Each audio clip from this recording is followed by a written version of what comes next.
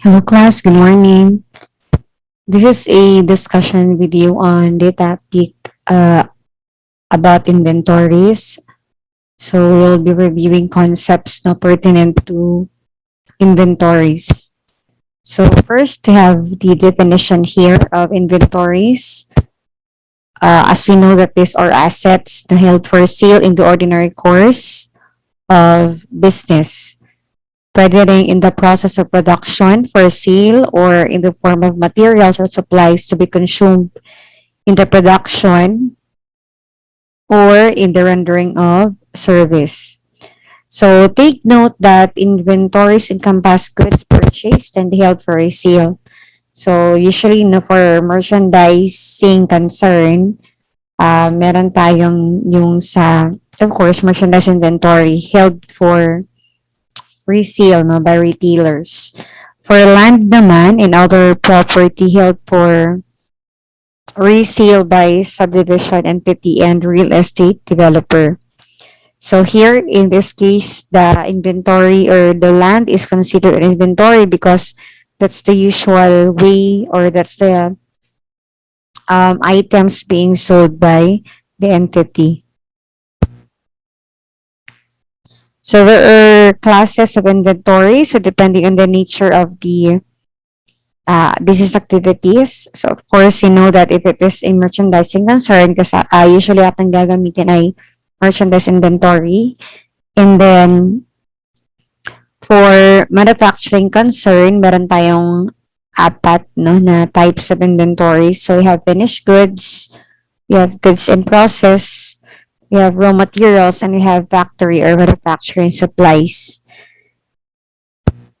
So perhaps the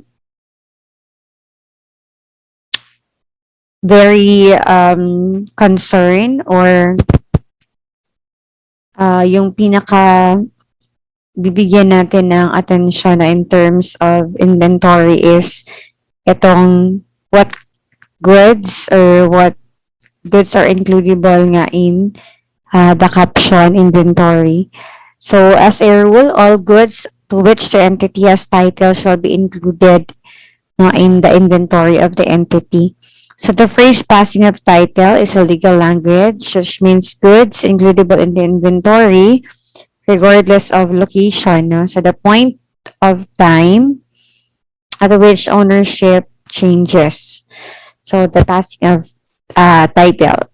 So we have this legal test. No? So you have to consider who is the owner of the goods to be inventoried.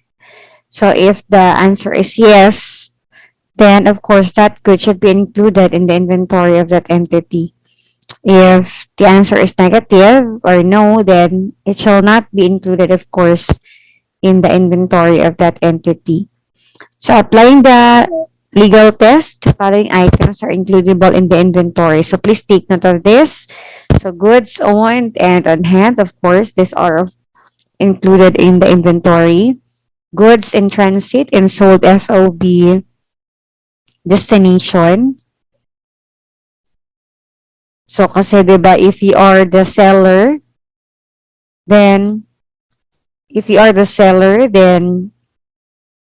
there is or if the goods were shipped FOB destination, then it means that we still own the goods while they are still in transit. So title passes only if that goods reaches its destination. Another is goods in transit and purchased FOB shipping point. So this time we are the buyer. So if you are the buyer and if the goods were shipped FOB shipping point, so at the point of shipment, the goods or the ownership of such goods are already transferred or is already transferred to the buyer. So if that's the case, then we have to include it in our inventory. Letter D, goods out on consignment. So, ibig sabihin, meron tayong goods na pinadala sa consignee. Tapos, hindi pa siya sold. Hindi pa siya nabenta ng consignee. So, if that's the case, then such goods, we sent out, no, for consignment should be included as part of our inventory. So another is goods in the hands of salesmen or agents. So since these are not yet sold, no, nandyan pa sa kamay ng salesman, men or agents, then it is includable in our inventory. Another is goods held by customers on approval or on trial. So these are still included in the caption inventory. So this is, or itong mga items na to, no, importante because usually sa problems ng inventories, hingi siya ng amount, no, or ang correct balance na dapat i-report natin sa inventory. So yun yung usual na problem, no, na ma-encounter natin sa inventory. To test whether you know which goods are to be included or not. So who is the owner of goods in transit? So this one, we can answer this depending on the terms, no, or the terms of shipment or the shipping terms na applicable. So depende if it was shipped FOB destination or FOB shipping point.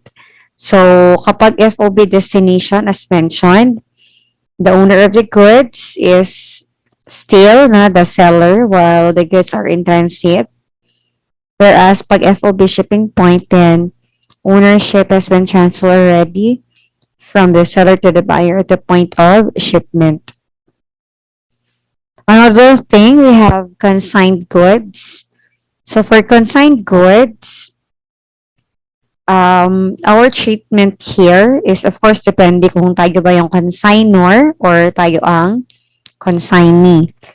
So just take note that if it is a consigned goods, then it shall be included in the consignor's inventory. So kung tayo yung may-ari ng goods, tapos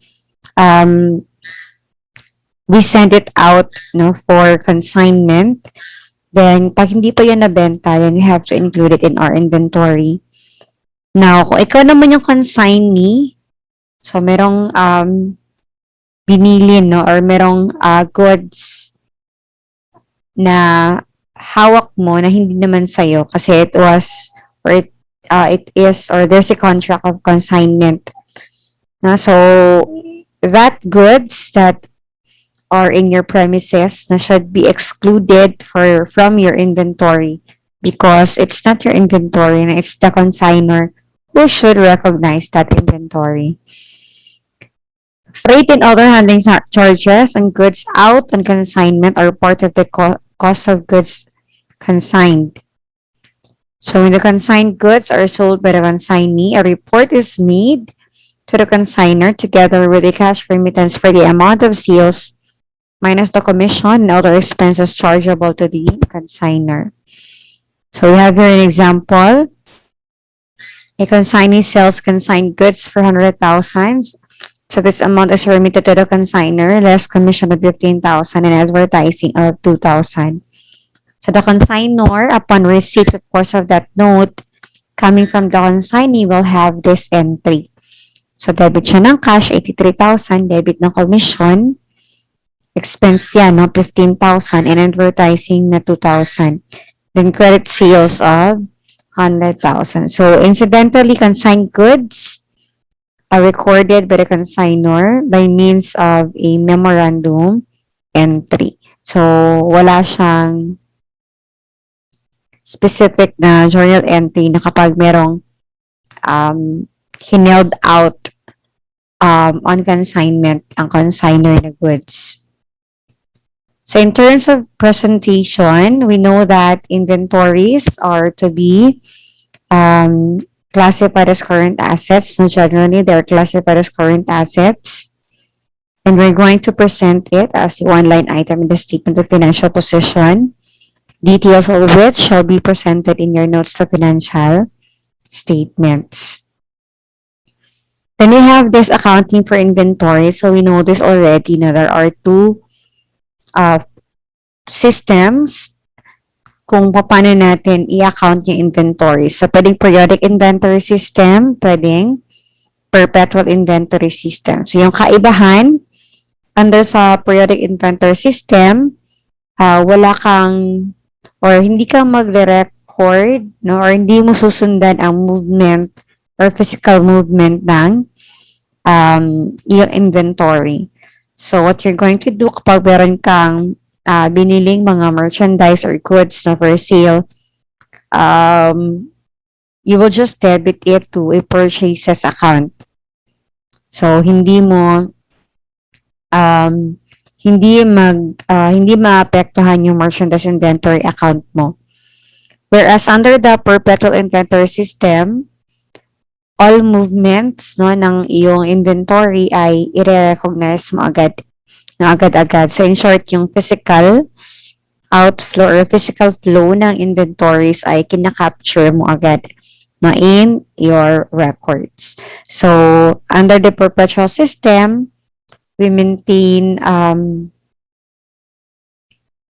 this merchandise inventory account na updated. Na kasi kapag meron kang purchases, of course, you're going to debit ito per merchandise inventory account. Pag meron ka namang sales, you also have to credit your merchandise inventory account. Another thing na related to inventory or accounting for inventory are this, mga trade discounts and cash discounts. So just to recall, trade discounts, these are those discounts na hindi natin siya i-record. So pag merong trade discount, we just get the net amount and that net amount is your invoice price na. So yung invoice price na lang ang magre-reflect sa ating records. Another is your cash discounts. So ito naman deductions to from your invoice price kapag nakabayad yung customer mo within the discount period. So because the purpose of this is to encourage prompt payment. So cash discounts are recorded as purchase discount by the buyer and sales discount by the seller. So the purchase discount is deducted from purchases, of course, to arrive at the net purchases. And the sales discount, on the other hand, is deducted from sales to arrive at the net sales revenue. So we have two methods of recording purchases. You have the gross method and the net method. So pag sinabi natin gross method, ito yung usual na ginagawa natin, no? We just recognize purchases and accounts payable at gross amount. So we do not consider the discount, no, or the possible cash discounts that can be availed by the customer. Whereas in the net method, in our recording or in recording the purchases and accounts payable, we recognize already or we discount already, no, the amount. So dinideduct na natin yung possible discount na ma-avail ng customer. So that's why ang tawag sa kanya ay net method. So we have cost of inventories here.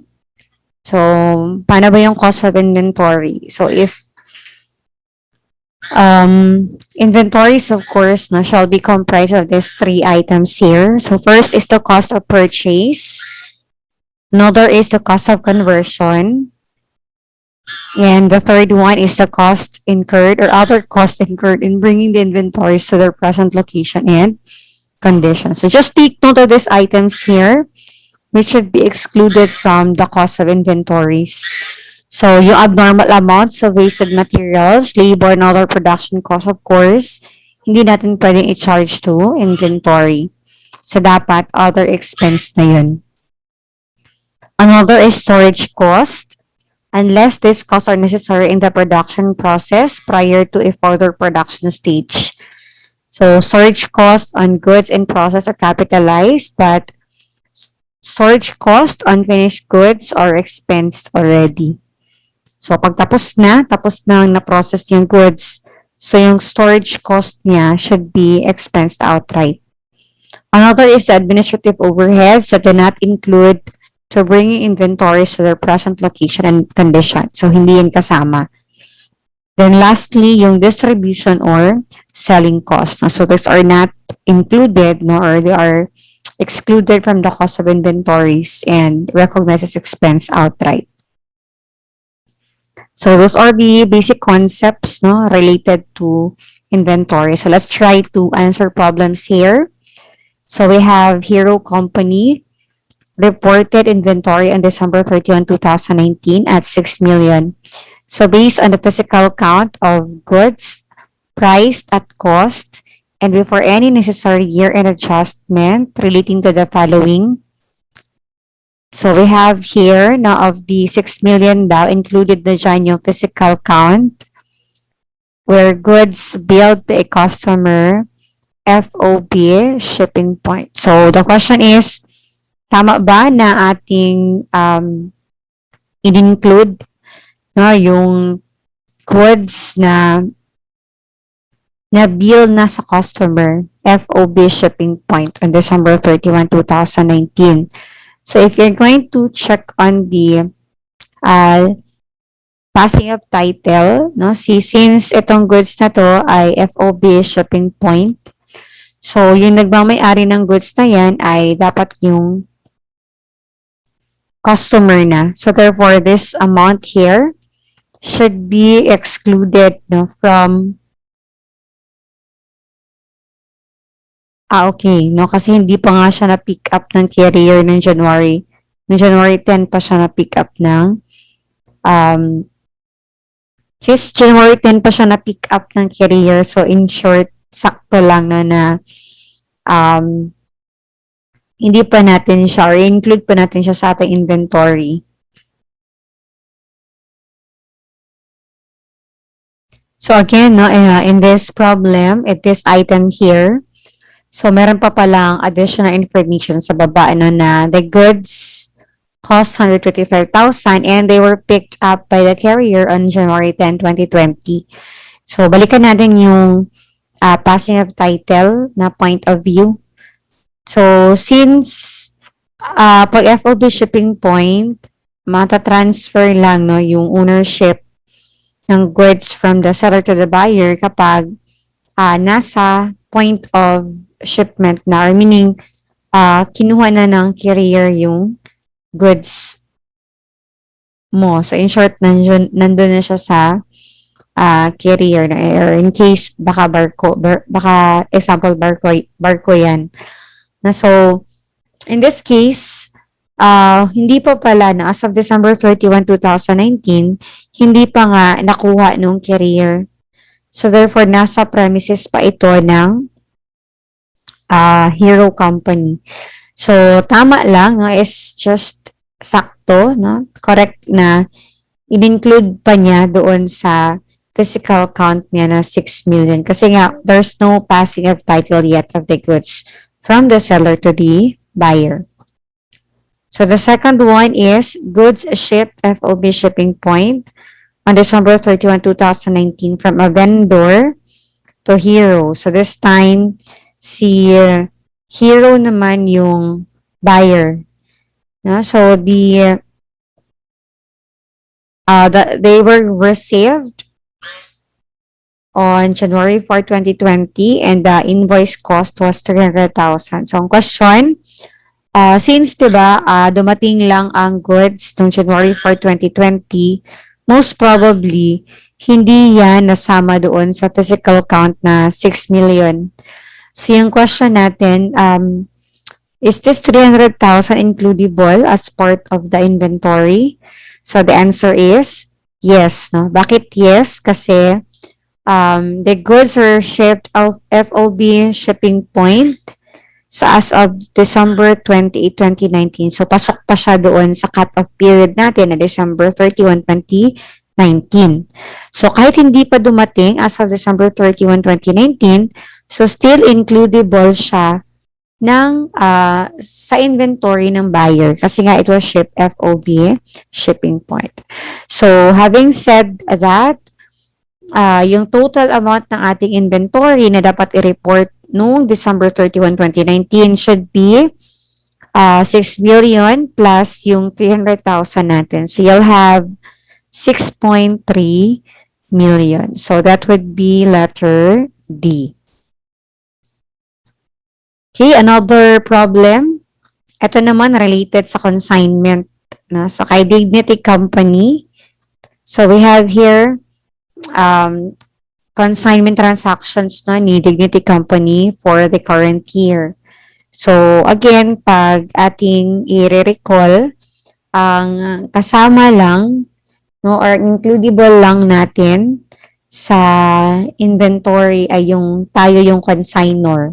No? Meron tayong goods held out or meron tayong pinadalang goods out on consignment. So, pag tayo ang consignee, we exclude that from our ending inventory kasi hindi naman atin yan.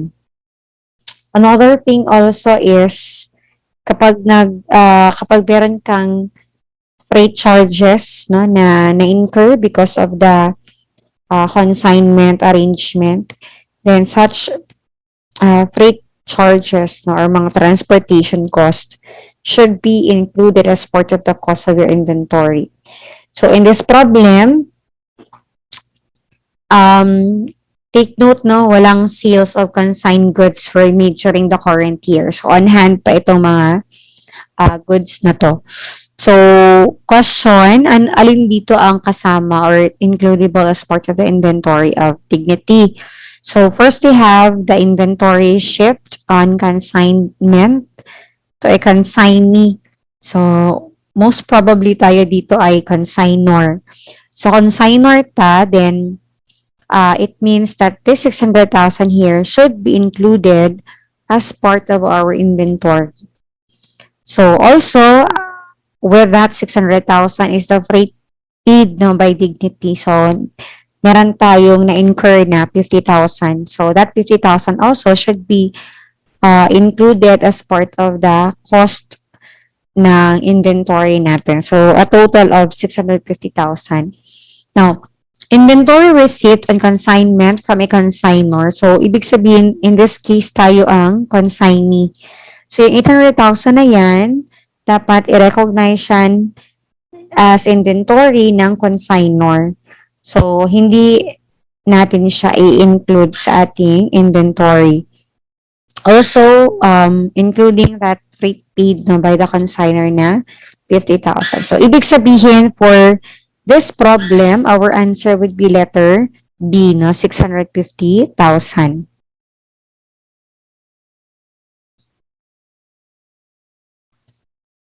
So we have another problem.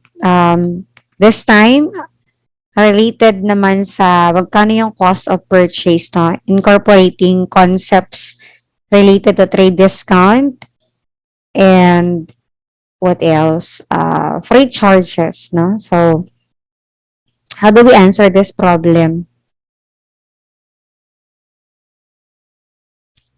So, for this problem, ang gagawin lang natin ay first, we have to compute for the invoice price. So, we have here, meron tayong trade discount and take note, dalawa yung trade discount na yan. So, para makompute natin yung invoice price, okay, so lipat na lang tayo dito sa Excel kasi medyo struggle sa pag-compute or pag-solve no, using the pen sa Zoom kasi walang digital pen. So, you have here, again, balikta. So, in this problem, the invoice is to be computed pa because ang binigay lang pala talaga ay ang list price, which is 900,000. So, yung list price natin, 900,000. So, para makompute natin ang ating invoice price, all you have to do is multiply natin ito by the first trade discount is 20%. So, multiply lang natin ito by 80%. So, pag dalawa yung ating trade discount, then dapat ay atin siyang i-apply in order. No? So, kung binigay ay 20% first, then multiply lang muna natin siya sa 80% para makuha natin yung net amount. The second trade discount is 10%. So, you have to multiply this by 90% para tuloy-tuloy na yung ating pag-compute. So, multiply lang natin ng 90%. So, this is your invoice price. So, what are the items na kailangan pa nating i-add? So, in the problem, binigay niya ang freight charge na 50,000. So, you have to add that 50,000 freight charge. So, all in all, ang ating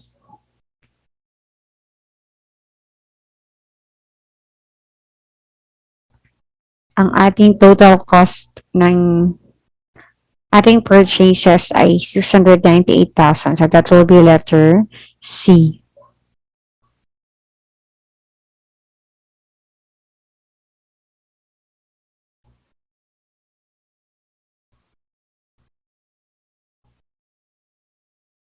So, balik tayo dito. We still have one more problem. So, in relation to inventories pa rin. So, still, meron tayong trade discounts. This time, meron ng cash discount din na involved. So, yung question niya ay yung magkano yung full remittance na na-receive niya galing sa customer. So, in this problem, what you have to do is still mag-compute tayo ng invoice price na kasi yung binigay sa atin ay list price na 1 million. So, transfer lang muna tayo sa Excel. So, to answer this problem, let's have first yung list price natin. So, you'll have 1 million.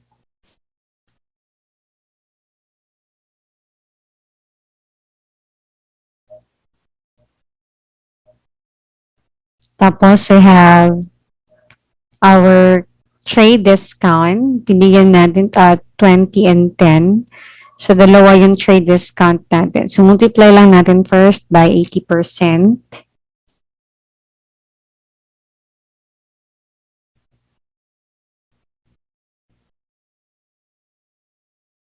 And then, next would be by 90%.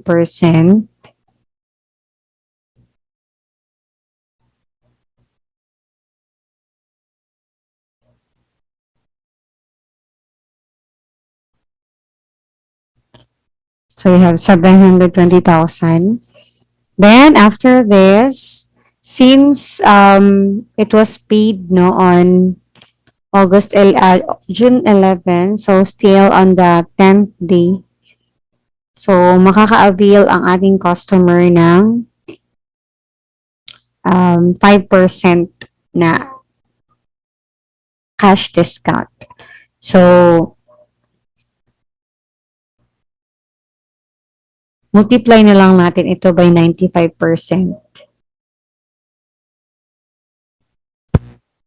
para makuha natin yung net amount.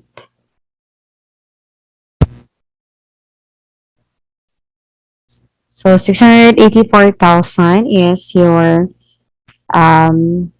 the amount supposedly, pero meron pang isa information. Sabi dito na the entity paid or prepaid 50,000 of delivery cost for the customer. So, since ang sabi dito FOB shipping point, so at the point of shipment, ang may-ari ng goods ay ang buyer. So, therefore, ang buyer din dapat ang magbayad ng shipping fees. So, in this case, binayaran ni seller or ni Compassion. So, that 50,000, dagdag na lang natin sa kukolektahin natin galing kay customer. So, the total amount na to be received or received by Compassion from the customer for full remittance is 734,000.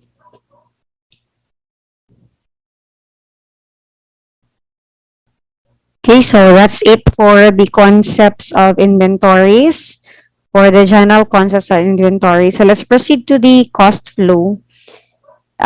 Just to refresh you of the different cost flows.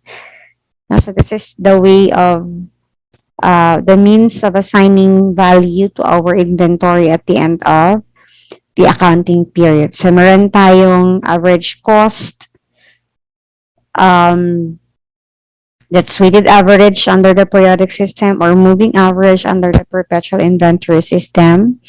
Meron tayong FIFO or first in, first out. In other methods, we have LIFO, which is not used or is not really prescribed by the standard, no? Or it is really prohibited na gamitin according to the standard. And then we have specific identification wherein you really pinpoint, no? Kung ano yung inventory na natira. So, ito, medyo tedious itong specific identification, no? Okay. So, let's just practice, no? Let's recall how do we apply, no, yung ating in cost inventory or cost formulas, no, in assigning value to our inventories at the end of the accounting period.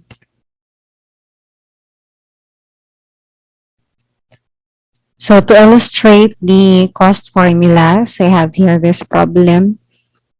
So Extreme Company here provided the following data about the inventory for the month of January. So we are to compute for the cost of inventory using FIFO, weighted average, periodic, and moving average. So first yung FIFO, so first that you have to do in computing or before computing the cost of your ending inventory, so first you have to compute first kung ilan na lang ba yung natirang ating ending inventory. So based on the information given here, your beginning balance plus your purchases minus your sale plus your purchases minus your return plus your or minus your sales plus your return minus your plus your purchases also. So the ending balance pala ng inventory natin ay 50,000 units. So if you have that amount already, the number of inventory that we have, so we can compute already for the cost of your ending inventory. So if this is FIFO, most probably yung ending balances natin or ending inventory natin is coming from the latest purchases. So that's why in assigning cost or value to our ending inventory, we refer to the latest purchases that we have. So here we have January 31. So the whole 30,000, which cost us 150 pesos. So that's 4,500. Another is for January 15 purchases. They have ito 20,000 sana kaso lang merong return na 1,000. So yung 19,000 na lang yung matitira. So we have 160 each. So 3,040,000. And then since kulang pa ng 1,000, so dito natin siya kinuha sa January 5 na purchase, which cost us 150 pesos. So you'll have 1,000 times 150 or 140. 140 ba yun? O dapat 150 pala, no? Dapat 150. So kung 150 ito, so yan na-change. No? So you'll have your total inventory is 50,000 units. So you'll have 7,690,000.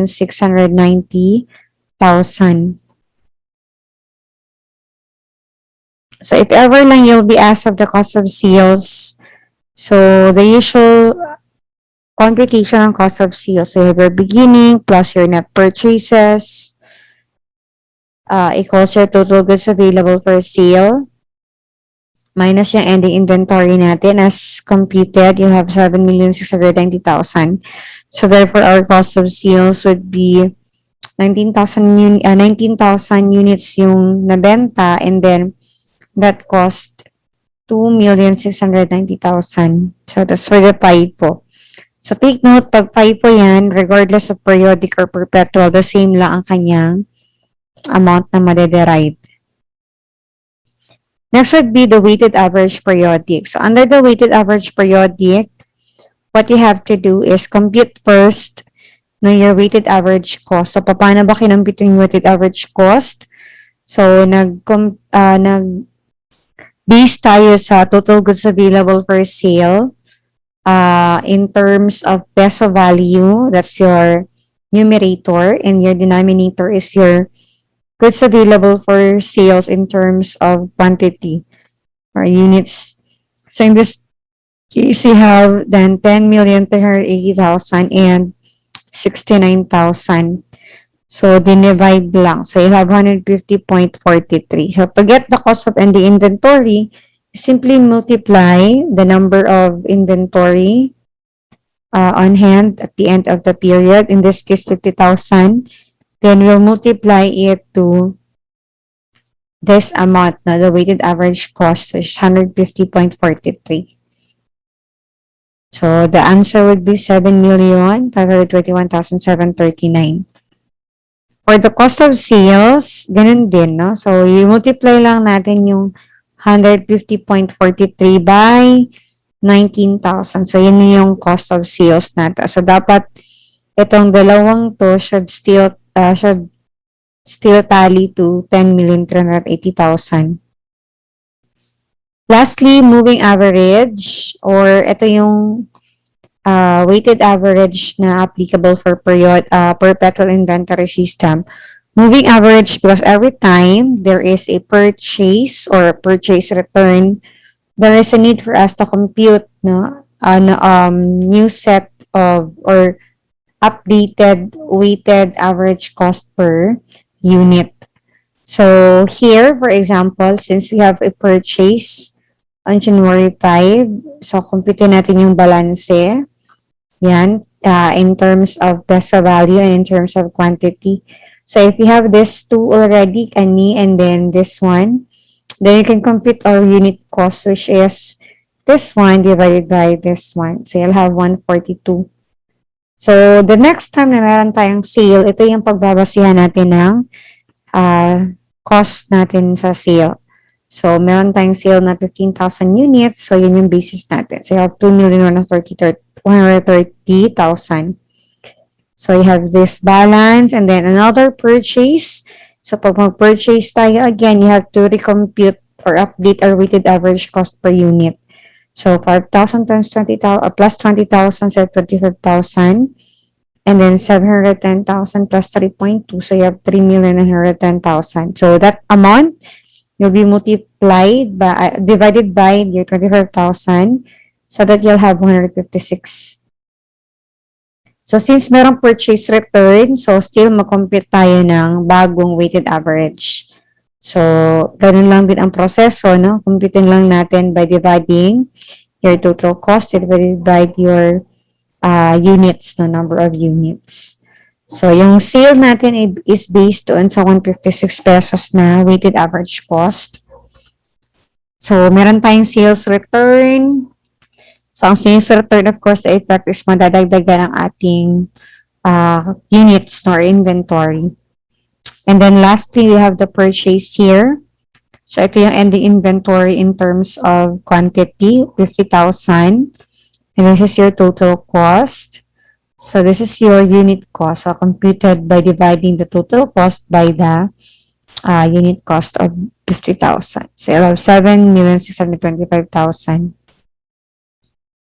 So, if you wish to compute for the cost of sales, no, for your perpetual inventory system, you really refer to your schedule here. So, you have this one, no, this 2,130,000 here. Another is yung 1,250,000 here. Pero, it should be reduced by 625,000. So, that would be 2,130,000 plus ito, then ito. So, you'll have this much. So, 2,755,000. So if you're going to add 7,625 and 275 or 2,755,000, so that will give us the total goods available for sale, which is 10,380,000. Okay, so that's for the cost formula. So another thing that you have to consider kapag nag-account tayo ng inventory is yung valuation. So per PAS2, ang sabi, inventories shall be measured at the lower of cost or net realizable value. So dapat hindi natin i-present no, yung inventory at cost kung mas maliit yung net realizable value niya. So kung ganun, kapag mas maliit yung net realizable value, ibig sabihin nun, you have to compute or you have to recognize loss no, on the reduce in value. So, ano nga ba yung net realizable value? So, take note, class, no, pag-compute ng net realizable value is yung estimated selling price natin minus the estimated cost to complete and the estimated cost necessary to make the sale. So, that is our net realizable value. So, yung cost naman, as what you have explained kanina, you can use either FIFO method or weighted average method. So, bawal yung LIFO. So, bali, ang gagawin lang natin actually is compare yung ating cost against the net realizable value. So, if ever no, yung cost natin ay mas malaki compared sa net realizable value, then there is what we call ito, no, a decline in value na inventory. So, if mas maliit yung net realizable value compared sa cost, then a loss shall be recognized. So, the net realizable value again is computed as your estimated selling price minus the cost of completion and disposal. So, just take note that this LC cost or lower of cost or net realizable value is applied on an item by item basis or individual basis. So, isa-isahin mo talaga yung inventory. Hindi siya per batch, hindi siya per group, no? So, item by item talaga siya. So, inventory write-down can be accounted either allowance method or direct method. So, itong allowance method or direct method, if you can still recall, di ba, pag mas maliit yung ating net realizable value compared sa cost, so mag-report tayo ng loss on inventory write-down. And you can either credit it to allowance for inventory write-down, or you can just immediately credit it to your inventory. So, that's direct method. So, yung method na gagamit ng allowance for inventory write-down, so, ang tawag dun allowance method. Whereas, yung method na i-credit na lang agad sa inventory, so, ang tawag doon ay direct method. In terms of presentation, so, ito yung ating presentation, no? Ang loss on inventory write-down, it shall be added to the cost of goods sold. Kapag merong gain on inventory recovery, so it shall be deducted from the cost of goods sold. Yung allowance for inventory write-down, kung allowance method ang gamit, there is a contra account which is deducted from your merchandise inventory. So, in terms of disclosures, ito yung ating dapat i-disclose no, sa notes of financial statements. So, first, the accounting policies adopted, including the cost method used. So, ano bang gamit? FIFO ba or weighted average? 2, the total carrying amount of inventories and the carrying amount in classifications appropriate to the enterprise. The carrying amount inventories at net realizable value.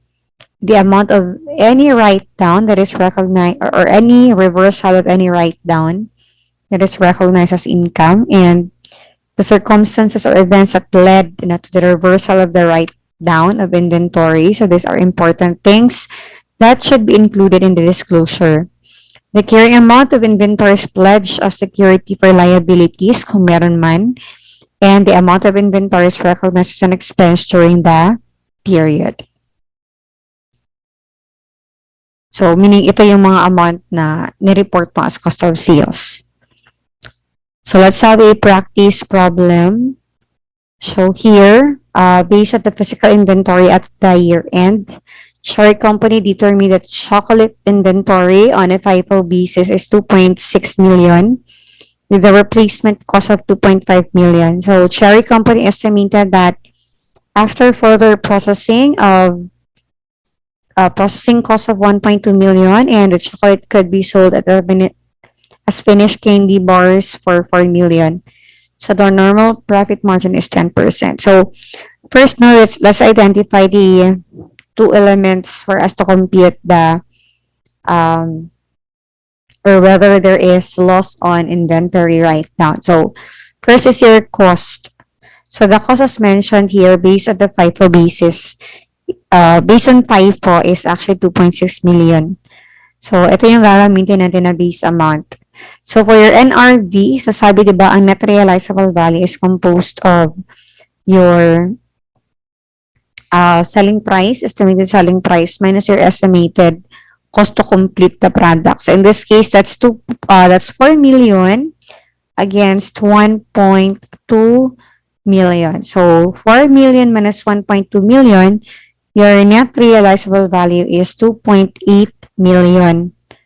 So, i-compare natin yung cost natin na 2.6 million versus the net realizable value na 2.8 million. So, since mas maliit yung cost natin, which is 2.6, no? Kasi yung net realizable value ay 2.8. So, ibig sabihin, wala tayong i-report na loss on inventory write-down. So, tama lang ang record natin na 2.6 million na inventory. That is still lower compared to the net realizable value of 2.8 million. So, dito, to address the question, magkano daw ang i-report as chocolate inventory at year end or statement of financial position, the answer would be letter B. No, that's 2.6 million. Another, for number 2, yung question niya is magkano yung year end na using lower of cost and net realizable value. So, let us just transfer this to Excel format. So, to address the problem, so we have here, no, yung items na ating dapat i-assess, no, kung lower ba ang cost or net realizable value. So, take note that we do this individually. So, that is why here, no, per item, determine natin yung lower ng cost at tsaka NRV. So, in this case, for example, for sofa, mas maliit yung cost. So, yung cost yung ginamit natin pang multiply sa number of units. So, yan, 100,000. Dito naman, mas maliit ang NRV. So, yung 450, yung minultiply natin sa 200 para makuha ay yung 90,000. Sa beds, you have 1.5. So, times 300. So, you have 450,000.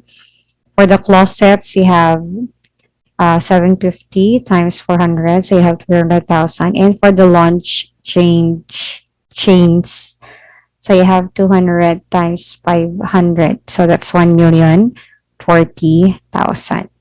So, kung titingnan natin, magkano ba yung total cost dito?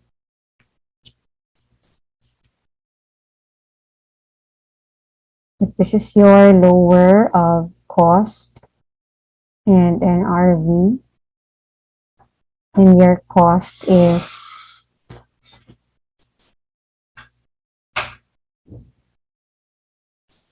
this much.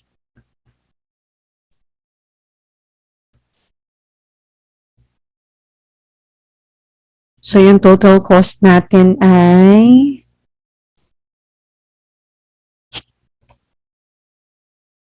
1,075,000. So, therefore, there is to be recognized, no, as a loss amounting to 35,000. So that 35,000 will be recognized as loss on inventory write-down.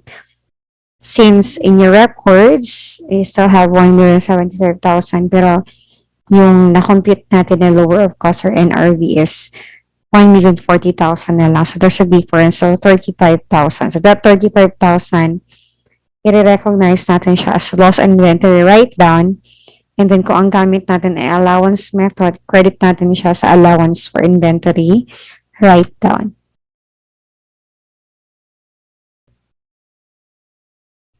So this is the last topic for the inventories. This is inventory estimation. So this one is necessary no kapag it will be too costly to conduct physical count or it is no longer possible to conduct physical count. Just like when goods are destroyed by a natural disaster. So there are two techniques na in estimating your inventory. So one is the gross profit or the gross margin method. And the other one is the retail inventory method. So pag gross profit or gross margin method, so depende to kung ano ang basis na ng ating gross profit. Kasi gross profit can be expressed as a percentage of sales. So meaning yung base amount niya ay sales. Or it can also be a percentage of cost of goods sold. So yung base amount naman niya ay cost of sales or cost of goods sold. So for another one is the retail inventory method. So this is based on the assumed relationship between the cost and the price.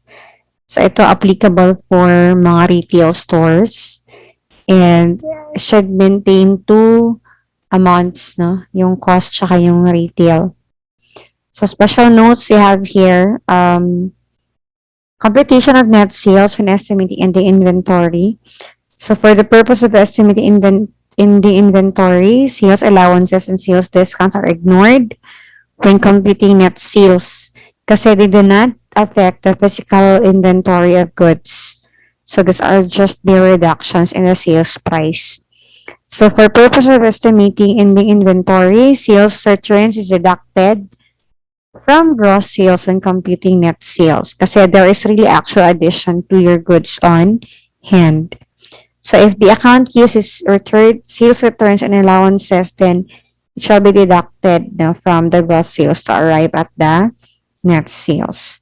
So let's just have a practice problem here. So transfer lang natin ito to Excel. So to answer the problems related to the gross profit, so we have here kay Intense Company. So on June 30, a fire destroyed na the entire inventory of Intense. So for us to use the gross profit method, what we have to do is we recall our knowledge in computing the cost of sales. So the formula of computing that as well as the formula of computing the gross profit. Kasi if you are going to compute for the cost of sales, no, or we just alter it para ang makuha natin yung the inventory. So ito yung ating mga items na needed. So given naman yung beginning inventory, given na rin yung purchases. So dito lang merong freight in. So we have to add it kasi part yan ng cost ng inventory. So your total goods available for sale ay 9.9 million. So if you're going to deduct the cost of sales, then we will get our cost of ending inventory. Kaso lang, hindi given yung cost of sales natin. So that's why we have to compute for the cost of sales. So, for us to compute the cost of sales, dito tayo, no, gamitin natin yung gross profit rate, no? Kasi, kaya nga ang tawag sa kanya gross profit method kasi gagamitin natin yung gross profit rate. So, you have here, the gross profit is based on sales. So, ibig sabihin nun, 100% yung sales. So, kung gross profit ay 30% and 100% yung sales, ibig sabihin yung cost of sales natin ay just 70% of your sales. So, with that, pwede natin makompute na ang cost of sales, which is 70% of 7.8 million. So, ito yung gross profit natin. Kinuha lang natin yung difference ng dalawa.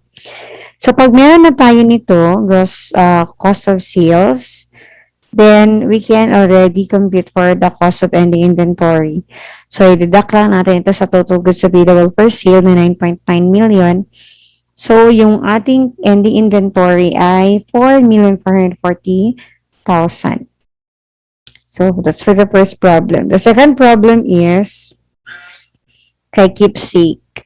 So, ganun din, what you have to do is compute, no, for the estimated cost of any inventory. So, for us to do the computation of that in the inventory, we have to make use of the formula no, ng pag-compute ng cost of sales. Dinerive lang natin or change lang natin since yung question is the inventory na ng ating or estimated cost ng ending inventory natin by March 31. So, ganun din, no? Even na yung beginning inventory, purchases, so take to dito merong purchase return and they have to deduct that 200,000. So, kaya 4.1 million na lang ito.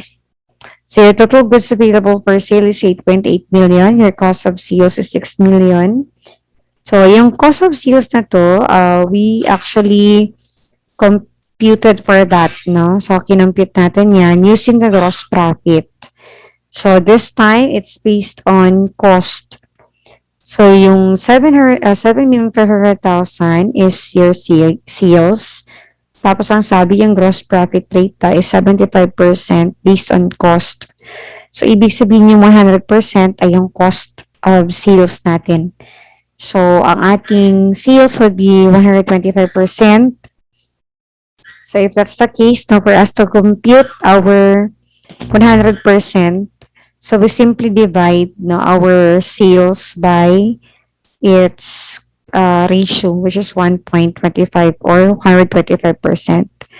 So, with that, makakompute natin yung cost of sales and yung gross profit. So, what is relevant here is your cost of sales, no? Kasi pag meron ka na nito, then makakompute mo na yung cost of ending inventory.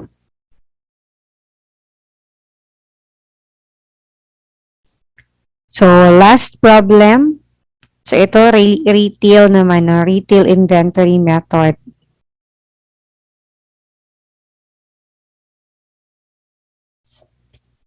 For us to refresh the concepts of the retail inventory method of estimating your inventory. So, we have here a sample problem wherein we are to compute for the cost of ending inventory or the estimated cost of ending inventory using the three approaches. No? You have the conservative approach, you have the average cost approach, and then you have the FIFO cost approach. So, ano ba yung kaibahan ng tatlo? So, first, yung conservative approach considers only the markups or the net markup, whereas the average cost considers both the net markup and the net markdown in computing the weighted average cost. Tapos, or should I say, in computing for the cost ratio. And then, for the FIFO cost approach naman, so the same lang siya with the average cost approach, kaso we will not include or we'll just disregard the beginning inventory. So, let's start with the conservative approach. So, given the information that we have, okay, lahat na pala ito, no? So, I will just delete this because the answers is nasa baba na. So, this is your computations na kapag mag-compute tayo ng estimated natin na inventory. So, first kasi, what you have to do is i-compute natin dapat ang inventory at retail. So, along the way, no, sa pag-compute ng inventory at retail, meron tayong makakompute ng mga cost ratios. So, cost ratios based on the goods available for sale. So, dito, for your beginning inventory, for example, you have here 650,000 both in cost and at retail. Purchases also both cost and retail. Freight in sa cost lang. So these are the given information. So you'll just have to input here. Input them here. So you'll have um, this amounts here. Transfer in or departmental transfer in is ibig sabihin meron series of um, stages sa pag-manufacture ng product. So, most probably itong ating na-account is pangalawa na ba or hindi siya yung first na nag-process ng goods. Kasi merong transfer sa kanya. So, kung transfer yan, so of course, you're going to add it at cost and at retail. Now, for the conservative approach, no, i-consider natin yung markup. So, compute natin yung goods available for sale. And then, we can now compute for a cost ratio. So, itong 60% na to ay computed by dividing the cost na 9.6 million divided by the retail at 16 million. So, you'll have 60%. So, later we will use that percentage na in computing for our ending inventory. So, after the markup, you'll have the net markdown. So, this is 1 million. So, after incorporating the net markdown, so we can have already our gas average. So, you'll have 9.6 million for the cost and 15 million for the retail. So, same thing, mag-compute tayo ng cost ratio dyan. So, there is just your cost of 9.6 million. You divide it by your retail at 15 million. Then after that, for us to compute our inventory at retail, i-deduct na natin yung mga dapat natin i-deduct. Like for example, your sales, diba? Kasi this is our cost, this is our goods available for sale at retail. So para makompute natin yung ending inventory at retail, so i-deduct natin yung mga items na nakaka-reduce. So just like your sales, your employee discounts, your estimated normal na mga shoplifting losses. So as long as they are normal, so you also have to include them. Also your estimated normal shrinkage.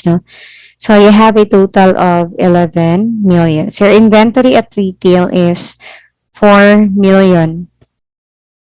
By the way, meron itong sales discount na hindi natin sinama kasi